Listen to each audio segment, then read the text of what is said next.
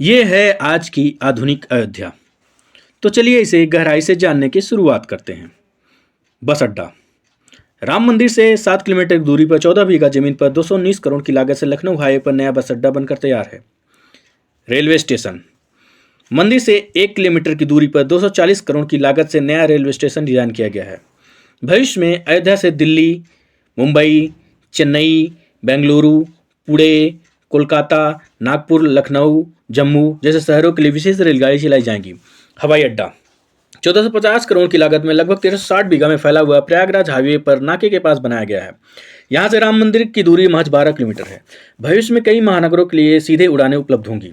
घाघरा जलमार्ग। अगर आपके पास खुद की मोटर बोट है तो छपरा से घाघरा यानी सरयू नदी की सैर करते हुए लगभग 350 किलोमीटर नदी में चलकर भी अयोध्या पहुंच सकते हैं। भविष्य में इस रूट के लिए सभी मोटर बोट चलाए जाने का प्रस्ताव है। राम मंदिर। अयोध्या के राम मंदिर की कुल लागत 1800 करोड़ रुपए है। पूरी तरह बन जाने के बाद यह अयोध्या का मुख्य आकर्षण केंद्र होगा। राजस्थान के मशहूर मकारान पत्थर से आकार लेते हुए यह मंदिर बिना किसी मरम्मत के 1000 सालों तक खड़ा रहेगा। 22 जनवरी 2024 को पहली मंजिला का उद्घाटन हुआ, जिसमें रामलला की बाल्यावस्था की मूर्ति रखी गई। बाकी 2 मंजिलों का कार्य चलता रहेगा। खजुराहो के मंदिरों के नागर शैली के आधार पर इसे तराशा जा रहा है। मंदिर का कुल क्षेत्रफल 156 एकड़ यानी 251 बीघा। हनुमानगढ़ी।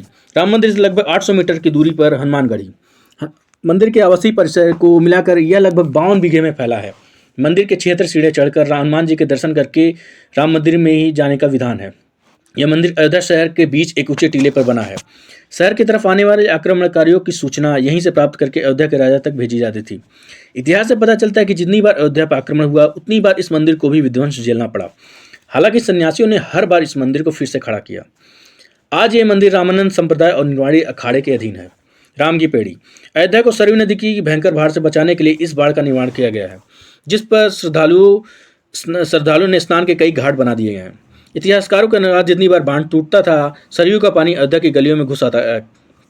इसी बाढ़ से बचने के लिए अयोध्या में जगह जगह पर ऊंचे ऊंचे टीले बनाए गए थे, जैसे राम टीला, हनुमान टीला, लक्ष्मण टीला। आज ये बांध अयोध्या का मुख्य पर्यटन स्थल बन चुका है। हर दिवाली पर यहाँ लाखों दिए जलाकर रामायण के उस घटना को उत्सव के रूप में मनाया जाता है जब श्री राम अयोध्या वापस लौटे थे। अयोध्या के कई बार उजड़ने के पीछे एक कारण इस नदी को भी माना जाता है। हालांकि इस नदी के चलते यहाँ गन्ने की खेती बड़े स्तर पर की जाती है। लता मंगेशकर चौराहा। नया घाट और बस स्टैंड के पास अयोध्या का मुख्य चौराहा 6.7 करोड़ रुपए की लागत से बनकर तैयार हुआ है। पद्मश्री से सम्मानित राम सुतार जी ने 2 माह के कठिन परिश्रम के बाद इस 40 फीट लंबी वीणा को आकार दिया है। 14 टन की इस वीणा को लता जी की स्मृति चिन्ह के रूप में यहाँ लगाया गया है, इसलिए इसका नाम नया घाट चौराहे से बदलकर लता मंगेशकर चौराहा कर दिया गया। धर्मपथ।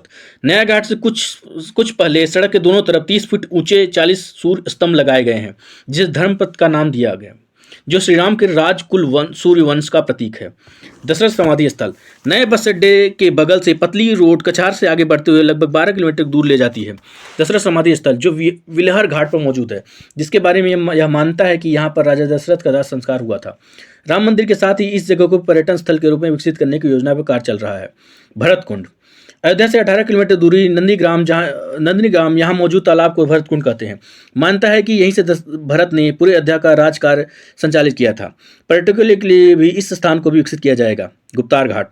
राम की पेड़ी से सरयू नदी के किनारे चलते हुए 10 किलोमीटर की दूरी पर स्थित है। गुप्तार घाट ये कैंट एरिया में पड़ता है। इस घाट को राम के जल समाधि के रूप में महत्व दिया जाता है। इसके अलावा अयोध्या नगर में हर गली में कई विशेष मंदिर हैं, जिसकी अपनी मान्यताएं, कथाएं, विशेषताएं हैं। पूरी तरह से विकसित हो जाने के बाद नई अयोध्या को जानने के लिए, इसका आनंद कर लेने के लिए कम से कम यहाँ 3 दिनों के रुकने की आवश्यकता है। देश विदेश से ज़्यादातर भारत आते हैं आगरे का ताजमहल देखने के लिए, प्राचीन नगर काशी और सारनाथ देखने के लिए। प्रश्न ये है कि अयोध्या घूमने और श्री राम का मंदिर देखने के लिए लोग क्यों आएंगे।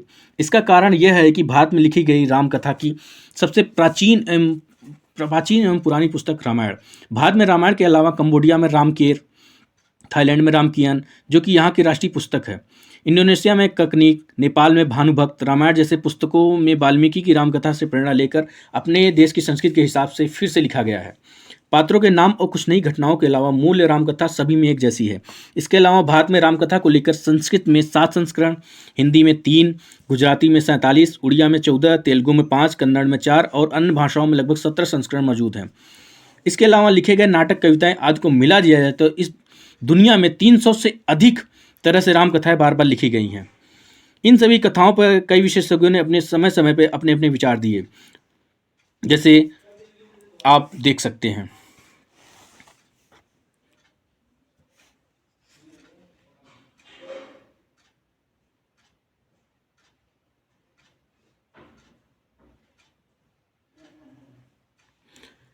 रामकथा से कौशल प्रदेश के द्वारा किष्किंधा और लंका पर विजय प्राप्त करने की पहली बार एक अखंड भारत के निर्माण की। रामायण महत्वपूर्ण इसलिए हो जाता है क्योंकि ये अखंड भारत युद्ध से अधिक व्यक्ति के आदर्शों, सूझबूझ, मित्रता जैसे गुणों को स्थापित करता है।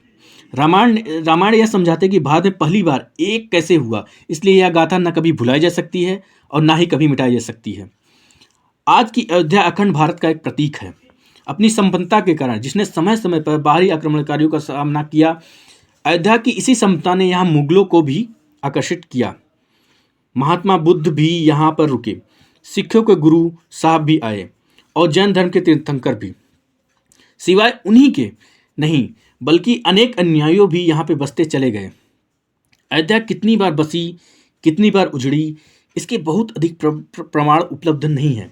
सूर्यवंश के पतन के साथ ही अयोध्या का भी पतन होता रहा। बीच में कई से सालों से अयोध्या मानो विलुप्त सी हो गई है। इसका कारण यह था कि इसका कारण क्या था कि कोई प्रमाण उपलब्ध नहीं है। अयोध्या को फिर से खोजकर उसे स्थापित करने में बार बार विक्रमादित्य का नाम आता है। लेकिन विक्रमादित्य एक उपाधि है जिसे कई राजाओं को दिया गया है, तो यह कहना मुश्किल है कि किस काल में कौन से राजा ने यह कार्य किया। कुछ विशेषज्ञों का मत है कि यह काम उज्जैन के राजा विक्रमादित्य ने किया होगा। नंद वंश, मौर्य वंश, शुंग वंश, गुप्त वंश आदि के साम्राज्य में भी अयोध्या का वर्णन होता है। सबसे बड़ा विध्वंस हुआ 1527 के आसपास बाबर के कार्यकाल में। राम मंदिर को ध्वस्त कर बाबरी मस्जिद की स्थापना की गई। सन 1722 में बंगाल के नवाब अली वर्दी खान ने व्यापार के नजरिए से राम मंदिर के कुछ किलोमीटर दूर पर स्थित एक नया शहर बसाया। 1730 में अवध के पहले नवाब सादर अली खान ने इसका नामकरण किया फैजाबाद। इन्हीं के उत्तराधिकारी सिराजुद्दौला ने इसे अवध की राजधानी बनाई। 1775 में अवध के चौथे नवाब असफुद्दौला ने फैजाबाद की जगह लखनऊ को अवध की राजधानी बनाया। रावण अहंकार का प्रतीक और राम